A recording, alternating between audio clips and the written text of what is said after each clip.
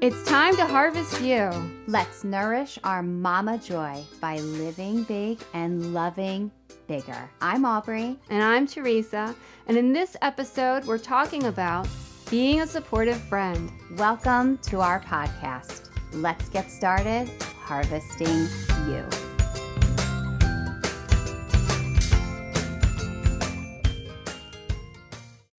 This podcast is sponsored by A2D, Addicted to Dance Company. Check us out on the web, a2dance.com. We're a growing foundation, giving back to our community, and changing lives is our mission. So we're talking about being a supportive friend. Well, I think if we learn to be a supportive friend, then we can recognize what it means to be what it means to have a supportive friend. Yeah, until you do it yourself, it's hard to know what that is. Mm-hmm. Like any other experience in life, it's much easier to mimic something that you already, you know what I mean? Like you can see it in someone else what you need by giving to them what they need. Yes. Okay. Yeah. Did we just start this? Yeah, we did. So it kind of is like the golden rule. Treat others how you want to be treated. It is. And being a supportive friend, I really am passionate about this topic because when it comes to women supporting women, which is something I spoke about today, I feel women supporting women is not just, throwing up a Facebook post or saying, oh, yay, women support other women. It's so much deeper and so much more personal of really honoring and celebrating each other as women. And we don't do that enough. And it can be really disappointing to people. It can be really disappointing to mamas that feel like they don't have other supportive mamas in their tribe. Yeah, and when you don't have that, there's like a vacancy there. Yes. So you can get all of the hearts and, little smiley, huggy things on Facebook or on Instagram or, get all of that. But unless you are actively reaching out to your friend personally. Yes. And, a text message can be enough sometimes to say, I'm thinking about you. I know that today is a special day for you, whether it's you're going to a funeral or you're you're starting a new job or your child's going off to school for the first time, but to intentionally connect with your friends and lift them up, because I know when I get those messages, I'm thrilled because I know how busy we all are. And I know that my friends have work and children and husbands and houses and in-laws and the whole thing. So, and I know those things are important and those are every day. But friendship is essential. It is essential. And it's super important that when that friend or that family member crosses your mind, to really put some intention behind it. Because just thinking about them, they don't know you're thinking about them. And receiving that text message is so gratifying for them as it is for you too, to have given it. Yeah. And to get that response of, you don't even know how much I needed that today. Or just showing up. It's a lot of showing up, especially we all know this mama gig is tough at times, and it's so joyful at times too. And being able to, social media is such a big thing these days. It would be very interesting for us to go back into the 90s and live this life that way. And we didn't have the huge community groups and connections and ability to hop in on people's lives. So we are watching a lot of these friendships, a lot of our community grow up, and these kids grow up on Facebook and Instagram.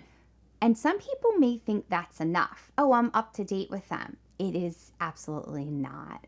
No. And I feel like the posts are more for me as a mama, I love the throwbacks. So when I get to go to my memories on Halloween and see all the past Halloweens I've had with my kids, that is filling to me. I don't post for other people's recognition or appreciation. I post to share because it's something meaningful for me. You and I doing this podcast and our announcement about it, I was so excited. And the very few that did reach out and say, I'm so happy for you. This is awesome. Oh my gosh, I can't wait to see. I can't wait to follow. That filled me up. And I think where it gets a little tricky is when the friendships that you would expect to come back with that, and you know they saw it, you know they're following, you can see it, and then there's nothing. I think that's where we have to not expect from others, because we never really know what is truly going on in someone else's world in that given moment, in that time. They might be like, oh, that's awesome, I have to reach out to her later. So it's kind of like not taking it so personally, and knowing that, you know, if you're being a supportive friend and you're showing up and you're reaching out, you're attracting that back, and it will show up. It will. It will. Because it's like anything else. You have to water your garden. You have to give it sunshine. You have to give it space, and clean air and all of the things it needs. It needs to have great soil so the roots can grow. So it's just like a friendship. You need to give it all of the nourishment that it needs. You need to also give it space to grow as well. Yeah, sometimes people do need their space and they don't reach out, and it does feel bad. It does. But it isn't personal. And I have this conversation with my son a lot, that if someone else acts ill toward you, it might have nothing to do with you, that they have their own lives that they're dealing with, their own things, and you might not see it. It might not show up physically. They might not announce it or want to talk about it. So it's important to honor that space. But if there's someone in your life that you show up for all the time, that you drop everything for, you walk out of work, you make sure that someone else is doing whatever it is that you need to take care of so that you can show up for this other person in your life, and they never show up for you, that's a red flag.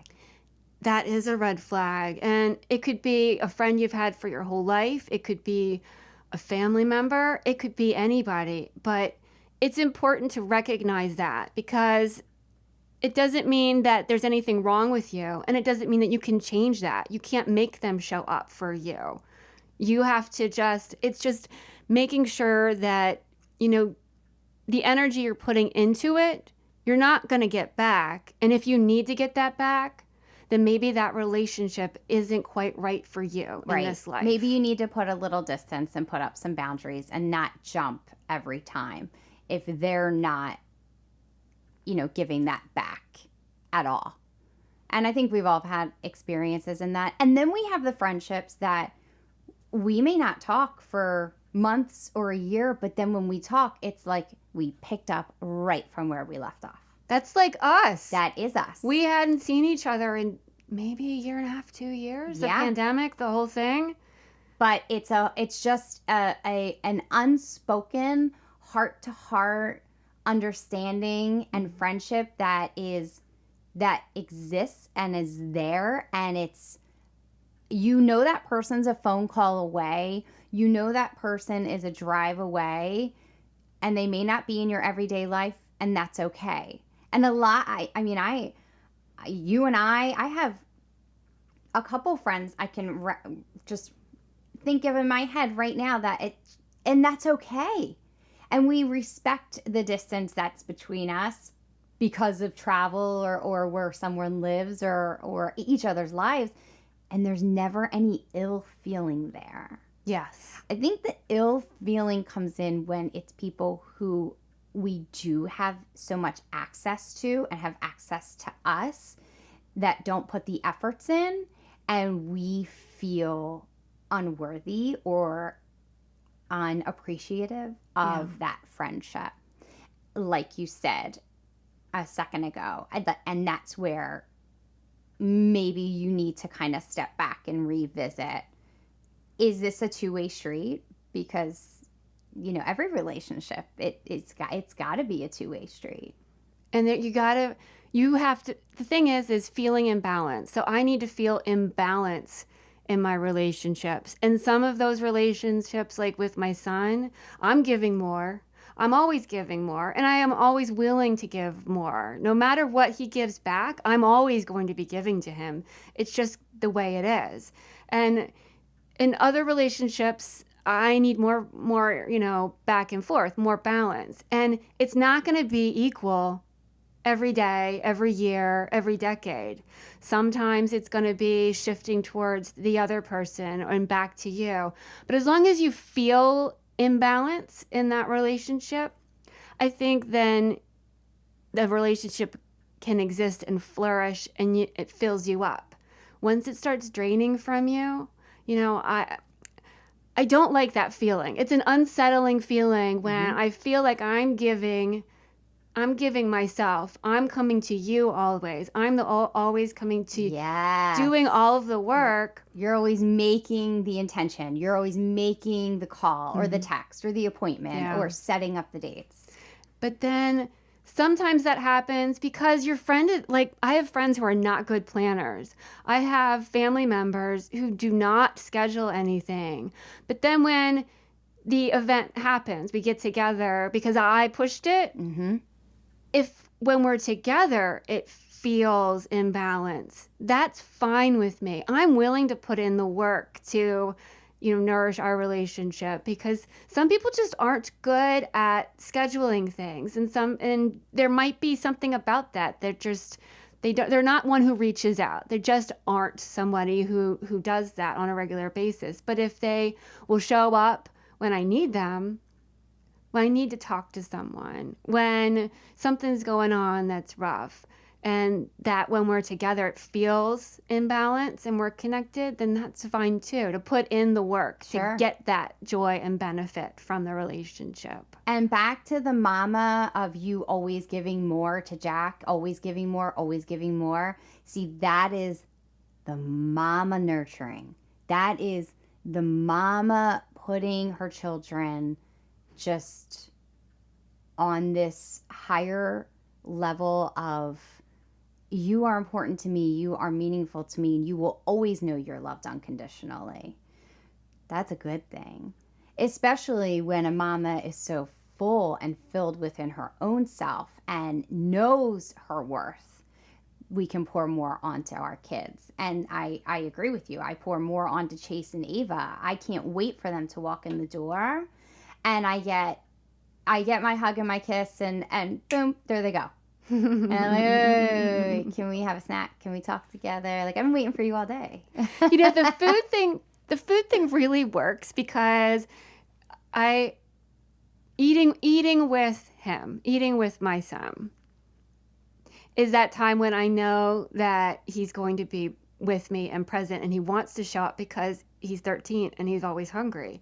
So that really does work as a connection point, and not being able to have that time with him every day. During the pandemic, when he was home, when school was virtual, it was so wonderful because I got to eat lunch with him every day. So I got bonus time. Yes. That bonus time It was bonus time. As I kept thinking, what 12-year-old boy would choose to have this much time with his, with me? Like, why would he want to spend time with me outside of, eating and driving in places, and me going to him to talk to him and all of that? I'm like, I'm treasuring this like when he was a baby, because I got all of that time with him without friends. Yeah, so I got all of that extra time with him without friends and activities, and I am soaking this up as much as possible. Yes, and I think that the pandemic, I truly feel the universe was kind of putting us all in check of like, okay, come back to your core values and what's important, and kind of like align with those who you are in direct relationships with every day, all day, and like lean more into those relationships. And that was such a great opportunity. And you realized who was that friend you can rely on during Yeah. that time. It Really? definitely showed true colors. It showed a lot of fear. People who you may thought were one way, a lot of things came up for them. A lot of things came up for everybody. And I think that was a great opportunity to put out some boundaries moving forward in friendships and relationships, and understanding different opinions and different, people's different morals and values on things, and accepting that we can all have different opinions and values, and you don't have to be identically aligned with that friend. However, showing up is such a big word for me. And I'm not just talking in like the physical form of like showing up at my house. It is just showing up. I had a major surgery. I had a bilateral lumpectomy for the second time in January. And there were some friends that they were not invited. They just showed up at my door. Here is food. Here is this. Here is that. Neighbors, like cards left in mailboxes. The struggle is real when you're going through something. And then, my husband was trying to keep the household together. So, and it felt so good for that drop off of the meal to know that, like, okay, now he doesn't have to go make dinner and figure out homework and figure out, because I'm a mess, right? And as a mama, we're always going to have different moments where we struggle, or where we are put in a timeout, where we're kind of isolated from our family, whether we're sick or whether, we have something major going on. And it's so nice to have those people kind of just show up without question. Yeah. It's comforting, and it's just practically helpful too. Yes. Like in so many ways. There's the different levels of ways when somebody just shows up without being asked, and they just know that you could use a little bit of help right now, and sharing their time, and going out of their way. And you know what else is awesome? Being the friend that other friends know, if they're in distress or they're having a moment, that they can just show up at your house. Yeah. Having that unbiased space, what I like to call finding your soul self. I have had friends just say, I'm in my car and in your neighborhood, can I come by? Yep, I'll put the coffee on and we can sit outside, and I've learned to be a good listener.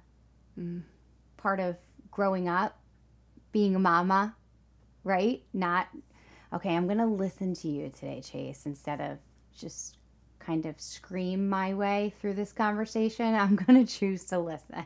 I think we can all relate to that. Right. So I think friendship is super important. Friends are such an important part of us, our growth, our dynamic.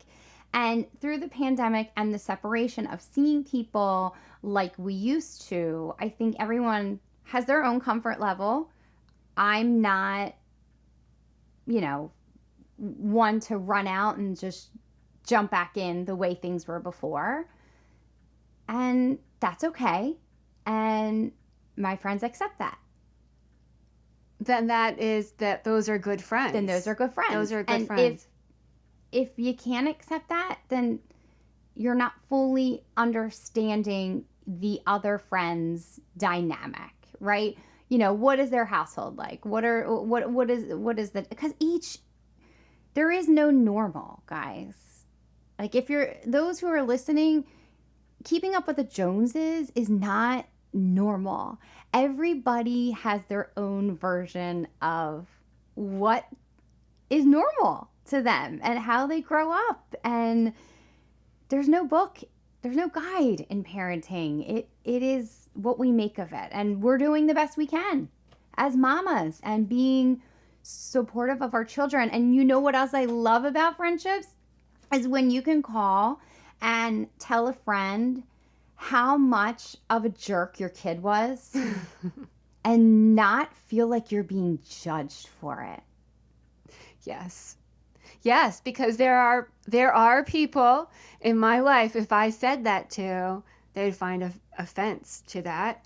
But other friends, my really good friends, the friends that I can count on, my supportive friends, they would laugh and enjoy the story of why and what happened. Right. And they get it. Yeah. Because they live it too. Yes. But everybody lives it. It's like, if you're not speaking these truths and you're not able to have real life conversations of, oh my God, I just want to say that my kid was such an asshole today. And I feel terrible saying that out loud, but I need to say it because he was. And the other mom being able to laugh and be like, I got one of them too. Don't worry about it. Been there, done that. And it's like, oh my gosh, okay, other people get it. Yeah. Not everybody is, you know, prim and proper and living the life of butterflies and bullfrogs. It is their... Yeah, the pretty after pictures on Instagram life that don't really exist at all. They just don't exist. And boys in the preteen, young teen age, trying to separate from their moms, you know, trying to create independence and trying to be their own selves while they're still, you know, connected and still a little bit of lovey, you know, in the background when no one else can watch or see.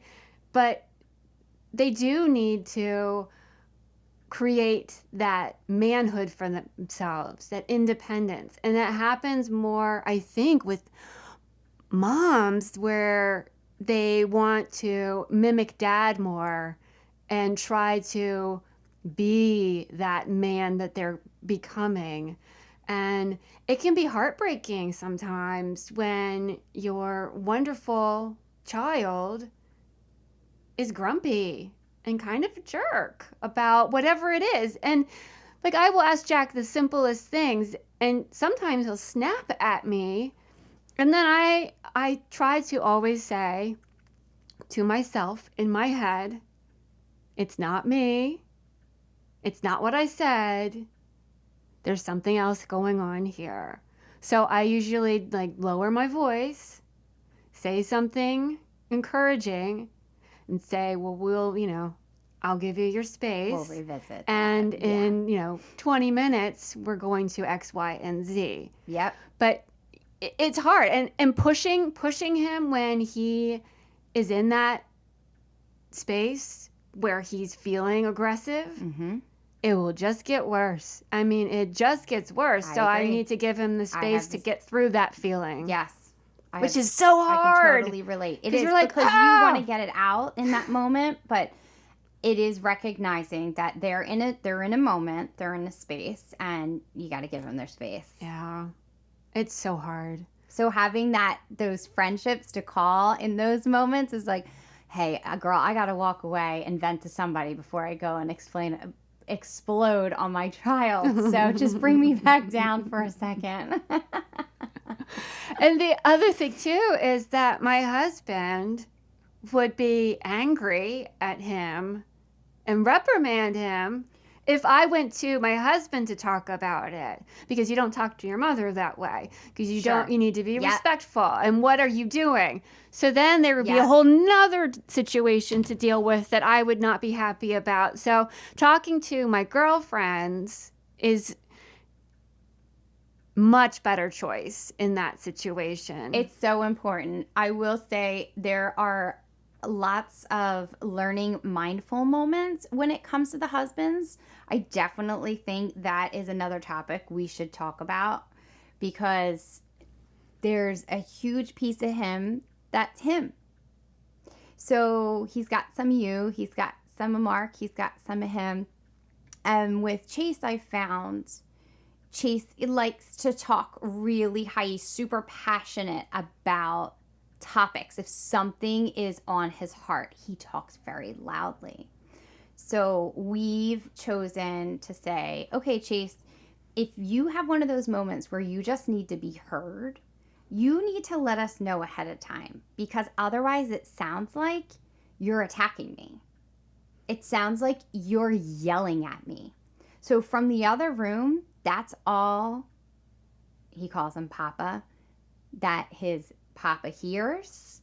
And John's going to come in like a, oh yeah, like a volcano, locomotive. Like he's just gonna and shut him down. So having those conversations, like with John, with Chase, like saying like, okay, I understand that you get very passionate about this subject. I understand this is your way of self-expression, but there needs to be a very fine, there is a very fine line.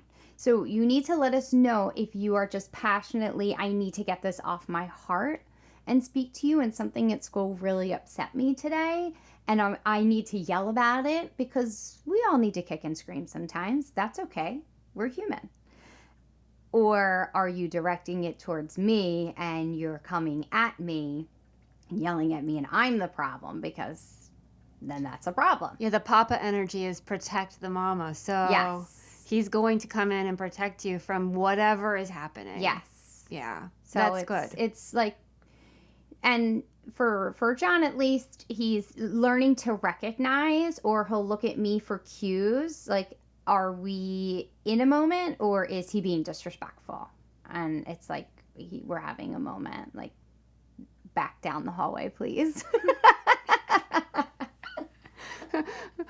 We don't need you right now. Send a bat signal yes, later when I we will do. text you or send a, yeah, 911. So, supportive friendships. What should we be doing to assess our friendships and create that personal community of friendships that are supportive? What can we be doing this week? I think in summing up our conversation, it is really about, grab a notebook and a pen and write down what fills you up, what you love from the friends in your life, the different qualities that your tribe gives to you, and what you're giving to them, and making sure that you're getting filled up and not torn down by the friendships that are in your life, by making sure that you too are being a good supportive friend and giving out good energy and love, and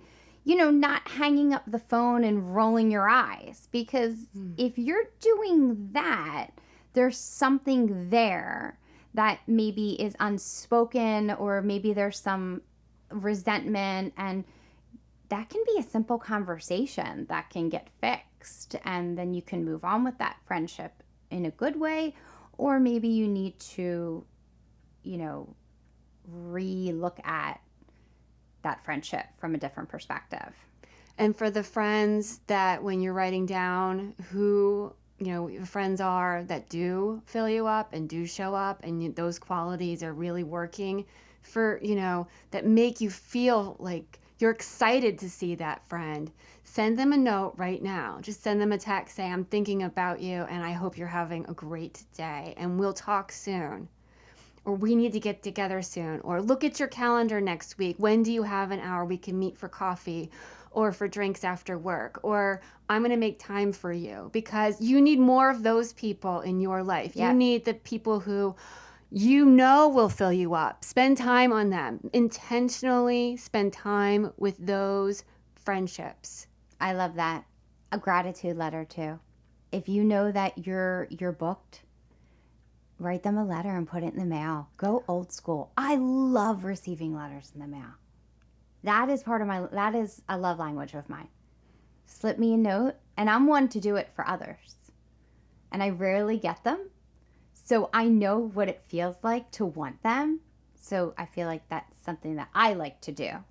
Now that's something that I'm going to do because I collect note cards with the intention of doing that, and I have a drawer full of blank note cards that I have not been using. And every time I look at that drawer, I think, why am I not using these beautiful cards to send them out to all of the people that I love in my life for whatever reason it is, instead of sending a text message or giving a little heart on whatever social network it is. Because it's just so removed. It is. Where this is more personal, it's like a phone call. Yeah. So make a list of 10 people that you're grateful for and send them a card. Yeah. Show up. Or drop them a beautiful bottle of wine by their front door, their back door, with a little note. If you have time, you're driving by your friend's house. Mm-hmm. That is such a beautiful thing. That's such a beautiful act of kindness. Or a bag of coffee. Yeah, a bag of coffee. I mean, are those the two things that most moms love? Yeah, or some flowers. Flowers are great too. Flowers feel good. They do. They make you feel beautiful because flowers are beautiful. They are beautiful. Well, I think that's the end of this episode. Thank you for sharing this time with us. We would love to hear from you and support your harvesting mission in your personal life. Share your thoughts, questions, ideas with us on Instagram, Twitter, Facebook at Harvesting You, or visit our website, harvestingyou.com. Until next time, let's put inspiration into intentional action and keep harvesting you.